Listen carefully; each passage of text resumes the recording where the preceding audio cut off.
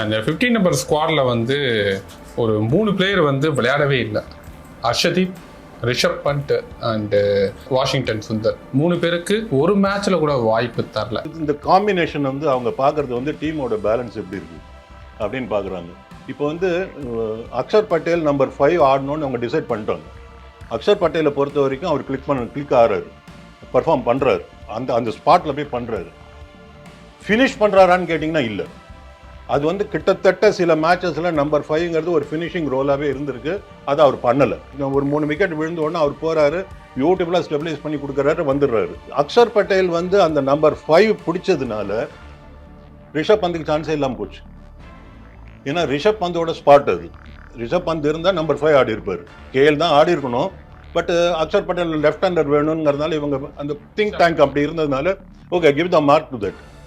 அதனால அக்ஷர் பட்டேல் போய் ஆடினார். அது அக்ஷர் பட்டேல் நம்பர் 5 பிடிச்சதுனால ரிஷப் பந்துக்கு சான்ஸே இல்லாமல் போச்சு. விக்கெட் கீப்பிங்லேயும் கேஎல் ராகுல் வந்து ரொம்ப வழிஞ்சார்னு சொல்ல முடியாது. ஐயோ தண்டப்பா அப்படின்னு சொல்லிட்டு மாற்றிட்டு ரிஷப் பந்தை கொண்டு வரலான்னு சொல்கிற மாதிரி இல்லை. 3வது பாயிண்ட்டு ரிஷப் வந்து டீம் மேனேஜ்மெண்ட்டோட குட் புக்ஸ்லையும் இல்லை. அதுவும் ஒரு பாயிண்ட் இருக்குது. அதுவும் ஒரு 33%, அதையும் சேர்த்துக்கோங்க, 3 பாயிண்ட் வச்சுக்கோங்க. ஸோ அதனால ரிஷப் பந்த் உள்ள வரதுக்கு சான்ஸ் இல்லை. ஹர்ஷ்தீப் சிங்காக இருக்கட்டும் இல்லை ஹர்ஷித் ராணாவாக இருக்கட்டும், இவங்க 2 பேருமே இவங்களுடைய டேலண்ட்னால ஆடாமல் இல்லை.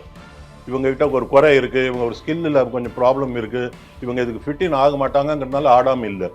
அவங்க வந்து இவங்க ஸ்ட்ராங்காக தான் இருக்காங்க. அதை விட ஸ்ட்ராங்கராக என்னோட ஸ்பின் டிபார்ட்மெண்ட் இருக்குன்னு இந்த டீம் மேனேஜ்மெண்ட் பார்த்ததுனால 4 ஸ்பின்னர்ஸ் ஆடினாங்க.